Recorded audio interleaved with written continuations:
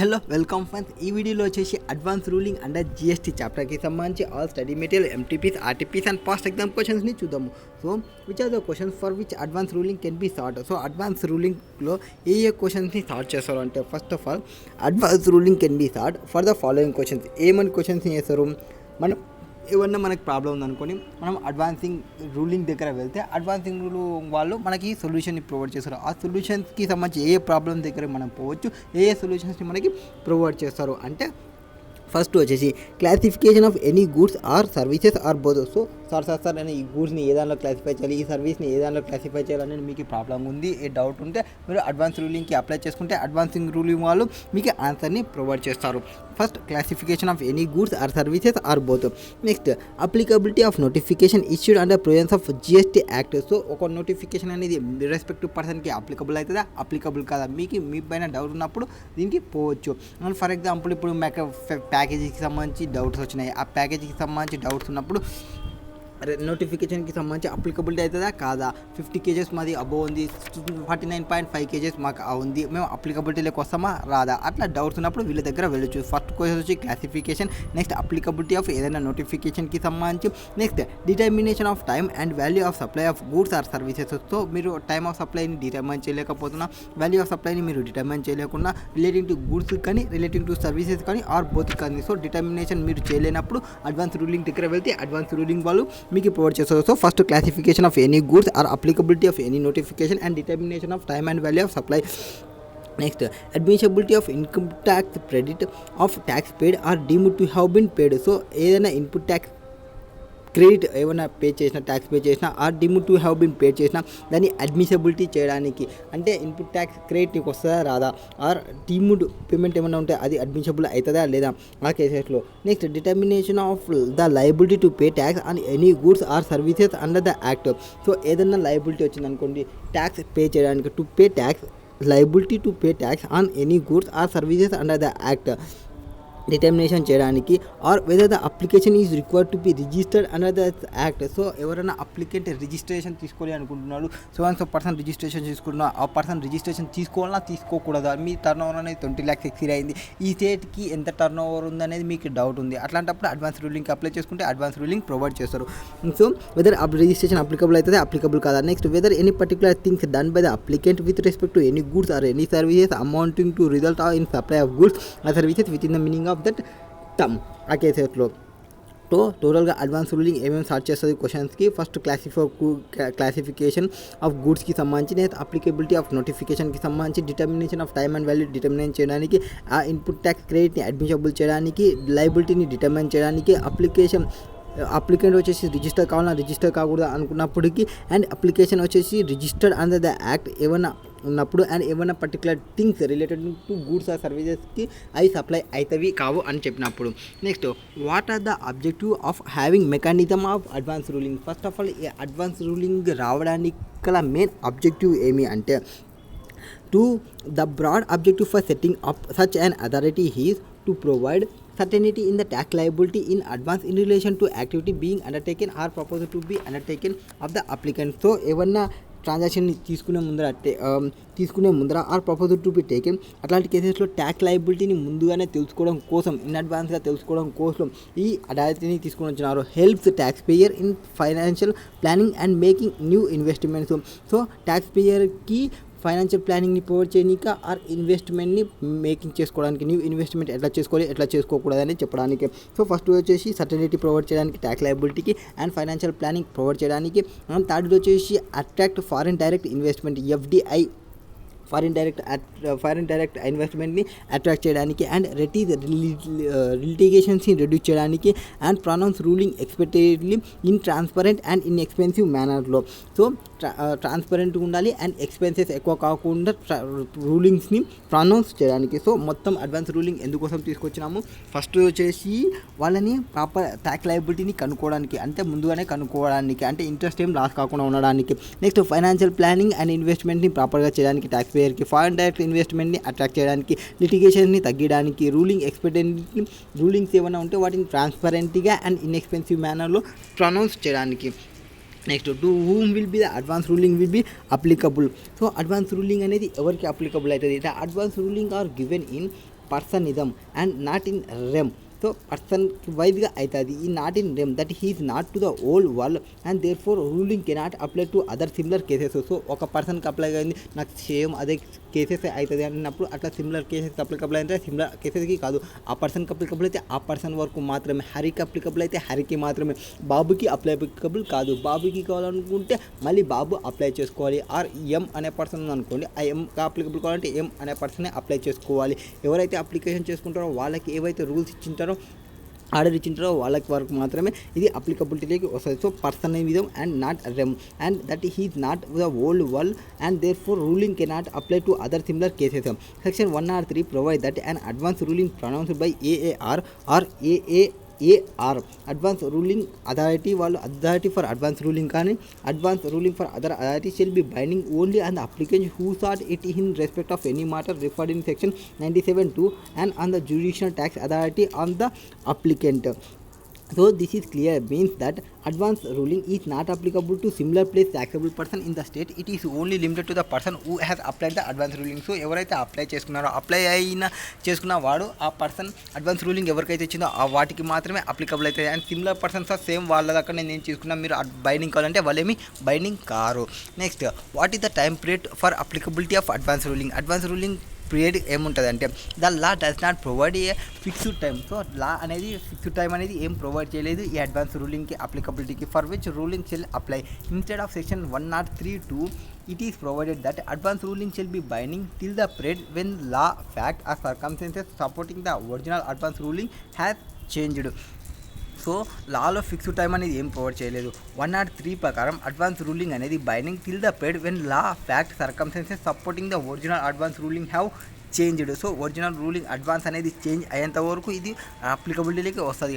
That a ruling shall continue to be in force so long has the transaction continues and so long has there no change in law or fact are circumstances. So up to the ఆ ruling ఎంతవరకు అయితే ఫోర్స్లో ఉంటుందంటే ఆ ట్రాన్సాక్షన్కి సంబంధించి లా ఏం change కాకుండా, fact ఏం change కాకుండా, సర్కమ్స్టెన్సెస్ ఏం చేంజ్ కాకుండా అంతవరకు ఇది అప్లికబిలిటీలోకే ఉంటుంది. Next can and advance ruling be nullified. So ఎప్పుడైనా నల్లిఫై చేస్తారా అంటే section 104(1) provided that an advance ruling shall be held to be an wide habeas issue.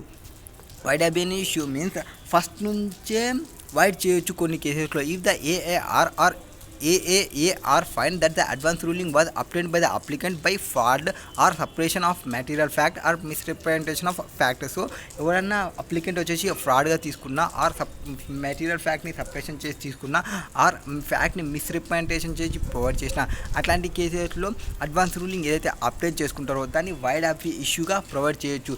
In such situations all the provisions of GST Act shall apply to the applicant as if such advance ruling had never been made, but excluding the period when advance ruling was given and up to the period when the order declaring to be void of issue. So ఇక్కడ ఆ GST provisions all provisions ఏవైతే ఉన్నావో GST యాక్ట్కి సంబంధించి apply to the applicant has if such advance ruling has never been made. So advance ruling చేయకుంటే ఎట్లయితే ఉంటుందో అట్లనే తీసుకొని వస్తారు. ఎప్పుడైతే ఫ్రాడ్గా మిస్రిప్రజెంటేషన్ ప్రొవైడ్ మ్యాటీరియల్ ఫ్యాక్ట్ని మిస్రిప్రజెంటేషన్ చేసినా ఆ ఫ్యాక్ట్ని మిస్రిప్రజెంటేషన్ చేసి తీసుకున్నా. నెక్స్ట్ ఒకవేళ ఇఫ్ సచ్ అడ్వాన్స్ రూలింగ్ అనేది నెవర్ బిన్ మేడ్ చూసుకుంటాము.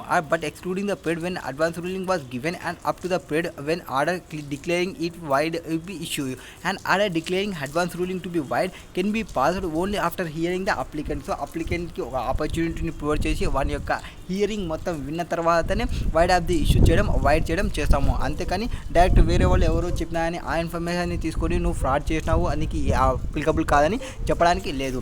Next Ranjan intended to start selling certain goods in Delhi. So ఎక్కడ చేస్తున్నాడు ఇతను కొన్ని సర్టెన్ గూడ్స్ని వచ్చేసి ఎక్కడ చేస్తున్నాము okay is not able to determine the so గూడ్స్ని సర్టెన్ గూడ్స్ని తెలియచేస్తున్నాడు అండ్ అతను డిటర్మైన్ చేయలేకపోతున్నాడు అంటే క్లాసిఫికేషన్ చేయలేకపోతున్నాడు. మనకి అడ్వాన్స్ రూలింగ్ ఏ క్వశ్చన్కి ఆన్సర్ ప్రొవైడ్ చేస్తున్నప్పుడు ఏవైనా క్లాసిఫికేషన్ ప్రాబ్లం ఉంటే చెప్తానని చెప్పినాము. Next the place of supply if supply said from Delhi to buyer in USA. So place of value of supply వాటిని గురించి చెప్తానని చెప్పినాము. Rajan tax adviser has advised him to apply to for the advance ruling in respect of this issue. Video కూడా adviser tax adviser గారు వానికే తెలియదు, వాడేమంటున్నాడు advance రూలింగ్కి apply చేసుకోండి వాళ్ళు చెప్తున్నారు. He told Ranjan that advance ruling would be bring him certainty and transparency in respect of set issues and would avoid litigations later. So objectivity main యొక్క objectivity ఇది లిటిగేషన్ని తగ్గడానికి, ట్రాన్స్పరెంట్ ఇన్ఫర్మేషన్ ప్రొవైడ్ చేయడానికి, అడ్వాన్స్గానే లైబిలిటీని చెప్పడానికి. Would avoid litigations. Ranjan agree to with a view but has some apprehension in view of the information given above. You are required to advise Ranjan with respect to following. So first the tax advisor asked Ranjan to get registered under GST law before applying for advance ruling, as only registered person can apply the same when the Ranjan need to be registered. So advance ruling ki పోవాలంటే మీరు compulsory registration తీసుకోవాలా అనేది first question. And Ranjan he is apprehensive that it at all the advances ruling he is permitted to be sought, he can seek it every year whether Ranjan apprehension is correct. So అతను ఒకసారి తీసుకుంటే every year మళ్ళీ తీసుకోవాల్సి వస్తుందా అనేది మళ్ళీ ఇంకొక question. The tax adviser he's of the view that the order of authority for advance ruling is final and not appealable. So advance ruling ఏదైతే మనకి ఇస్తుందో అది ఫైనల్ అండ్ దానికి మళ్ళీ అపీల్కి పోవడానికి లేదు అని ఇంకొక ఆన్సర్ చెప్తున్నాడు. Next fourth Sambhav Ranjan friend. Sambhav గాడు రంజన్ యొక్క friend. Is a supplier register in Delhi. He is engaged in supply of goods which Ranjan proposes to supply at same commercial level that Ranjan proposed to adopt. He intended to apply the classification of goods has decided to in advance ruling order to obtained by Ranjan to the goods supplied by whom. So వేరే person వీనికి ఇచ్చిన రూల్లే వాడు apply చేసుకోవాలనుకుంటున్నాడు, similar గూడ్స్లో similar transaction చేస్తున్నా అని. ఇట్లా చేయొచ్చా అనేది మొత్తం క్వశ్చన్. సో మొత్తం 4 క్వశ్చన్కి మనం ఇప్పుడు ఆన్సర్ని ప్రొవైడ్ చేయాలి. ఫస్ట్ క్వశ్చన్కి సంబంధించి రిజిస్ట్రేషన్ తీసుకోకూడదంటే advance ruling under GST can be sought by registered person or person desires for obtaining registration under GST law. Registration ఉన్న పర్సన్ కానీ ఆర్ ఎవరైతే person desires of obtaining registration ఉన్నాడో వాళ్ళు కానీ. Therefore it is not mandatory for a person seeking advance ruling to be registered. So advance ruling తీసుకోవడానికి compulsory registration అయ్యి ఉండాల్సిన అవసరం లేదు. Next section 103(2) stipulate that the advance ruling shell be binding unless the law fact circumstances supporting the original advance ruling have changed. So ఎంతవరకు binding అంటే దానికి సంబంధించిన fact, దానికి సంబంధించిన లా, దానికి సంబంధించిన సర్కమ్స్టెన్సెస్, దానికి సంబంధించిన సపోర్టింగ్ ఒరిజినల్ ఇన్వాయిసెస్ అవన్నీ చేంజ్ కానంత వరకు ఈ అడ్వాన్స్ రూలింగ్ అనేది చేంజ్ ఏం కాదు. Therefore once Ranjan has thought the advance ruling with respect to an eligible matter or question, it will be binding till the time law fact circumstances supporting the original advance ruling remains the same. Next, no tax advisor view is not correct. ఏమని చెప్పినారు? Has per section 100 ప్రకారం if the applicant is agreed with the finding of AR advance ruling ఏదైతే provide చేసినారో authority for advance ruling వాళ్ళు provide చేసిన ruling అనేది వీడు agree అయితే he can file and appeal with the appellate authority for advance ruling ఏఏఆర్కి apply చేసుకోవచ్చు. Similarly if the concern jurisdiction officer of CGST SGST does not agree with the finding AR he can also file and appear. So మనం AR దగ్గర నుంచి ఒక ruling తీసుకొని వాటి ప్రకారం మనం ట్రాన్సాక్షన్ చేస్తే మనం ట్రాన్సాక్షన్ చేయకూడదు అనుకుంటే మనం అప్లై చేసుకోవచ్చు. ఒక ట్రాన్సాక్షన్ చేసిన తర్వాత మన యొక్క జ్యుడిషియల్ ఆఫీసర్ అప్లై సాటిస్ఫై కాకుంటే వాడు కూడా అగ్రీ అయితే వాడు కూడా అప్లై చేసుకోవచ్చు ఏఏఏఆర్కి. నెక్స్ట్ అప్పీల్కి పోవచ్చు. So such appeal must be file within 30 days from the date of which rulings are to be appeal against ఈ కమ్యూనికేటెడ్. సో ఏదైతే మనకి ఆ రూలింగ్ వస్తుందో రూలింగ్ వచ్చిన 30 days లోపల మనం కమ్యూనికేషన్ అయిన 30 days లోపల మనం అప్లై చేసుకోవాలి అప్పీల్కి. The appellate authority may allow additional 30 days for filing of appeal if it is satisfied that there were sufficient cause for delay in presenting the appeal. So additional 30 days ని provide చేస్తారు ఎప్పుడైతే satisfy అవుతుందో sufficient cause for delay in presenting the appeal. Next section 103 provided that advance ruling pronounced by AAR is binding only the applicant who have sought it on the concerned officer or the judicial officer in respect of the applicant. That implies that an advance ruling is not applicable to be similar place or other taxable person in the state. So అదే స్టేట్లో ఇంకొక person ఉన్నాడు ఆ పర్సన్కి కూడా applicable అవుతాయంటే applicable ఏం కాదు. It is only limited to the person who have the applied for an advance ruling. That Sambhav will not be liable to apply the classification of goods that will decided in the advance ruling order to be obtained by Ranjan to the goods supplied by him in Delhi. Next question number 7. What is there in question number 7? Briefly explain the procedure to be followed by the authority for advance ruling and receipt of application of advance ruling under section 98 ప్రకారం. Procedure ఎట్లుంటుంది advance రూలింగ్కి apply చేసుకునేటప్పుడు receipt తీసుకునేటప్పుడు? The procedure to be followed by authority for advance ruling and receipt of application from the advance ruling under section 98 ప్రకారం advance authority for advance ruling ఏదైనా application తీసుకుంటే ఎట్లుంటుంది అంటే first of all Upon receipt of application, the AAR shall send a copy of the application to the officer in whose jurisdiction the applicant falls and call for all relevant records. So AR ఏం చెప్తుంది, first ఆ అప్లికేషన్ని తీసుకొని అప్లికేషన్కి సంబంధించిన officers ఎవరున్నో వాళ్ళని చూసి ఆ jurisdiction ఆఫీసర్కి ఆ అప్లికేషన్ని పంపించి రిలవెంట్ డాక్యుమెంట్ని తీసుకుంటుంది. Next the AR may then examine the application along with the records and may also hear the applicant. So ఆ రికార్డ్ని తీసుకొని అండ్ అప్లికేషన్ని తీసుకొని ఆ అప్లికెంట్ని తీసుకొని ముగ్గురిని తీసుకొని ఇన్ఫర్మేషన్ని తీసుకుంటుంది. దేర్ ఫోర్ ఈ will pass an order either admitting or rejecting the application. So ఆ ఆర్డర్ని అడ్మిట్ అయినా చేయొచ్చు, రిజెక్ట్ అయినా చేయొచ్చు. రిజెక్ట్ చేస్తే కంపల్సరీ రీజన్ని ప్రొవైడ్ చేయాలి, అడ్మిట్ చేస్తే ఆర్డర్ని పాస్ చేయాల్సి వస్తుంది. The applicant for advance ruling will not be admitted in case where the question raised in the application is already pending or decided in any proceedings in the case of applicant under any of the provisions of this act. So application అనేది already advance రూలింగ్లో వేరే advance రూలింగ్లో ఉంటే ఇక్కడ మళ్ళీ admit చేసుకోరు, are ఏమైనా questions already పెండింగ్లో ఉంటే. Next if the application is rejected, ఒకవేళ ఆ అప్లికేషన్ అనేది రిజెక్ట్ చేస్తే it should by way of speaking order giving the reason for rejecting and only after giving an opportunity of being of the applicant. So అప్లికెంట్కి కంపల్సరీగా ఒక opportunity of being heard అనేది provide చేసిన తర్వాతనే reject చేయాలి. Next if the application is admitted the AR, ఒకవేళ మనకి ఎప్పుడైతే ఈ అప్లికేషన్ అనేది అడ్మిట్ చేస్తామో the AR shall pronounce its ruling in the on the question specified in the application. So ఆ క్వశ్చన్ ఏవైతే పెట్టినారో అప్లికేషన్లో అప్లికేషన్కి సంబంధించి ఆన్సర్ని ప్రొవైడ్ చేయాల్సి వస్తుంది. Before giving its ruling it shall examine the application and any further material furnished by the applicant or by the concern department officers.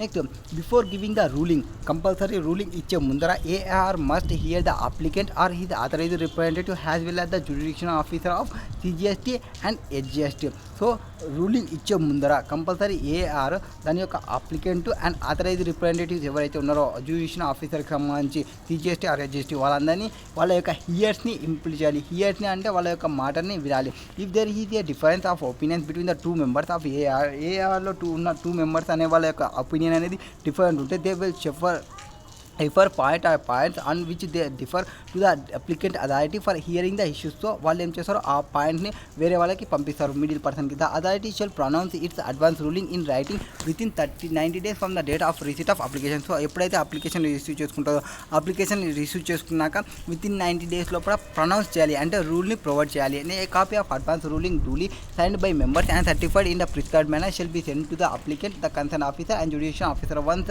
Advance ruling pass చేసిన తర్వాత ఆ అడ్వాన్స్ రూలింగ్కి సంబంధించిన ప్రిస్క్రైబ్డ్ మేనర్ సర్టిఫైడ్ కాపీ ఆ మెంబర్స్కి అందరికీ పంపించాలి అప్లికెంట్కి. Next briefly explain whether and appeal could be file before appellate authority against order of authority for advance ruling with reference to section 100 and 101.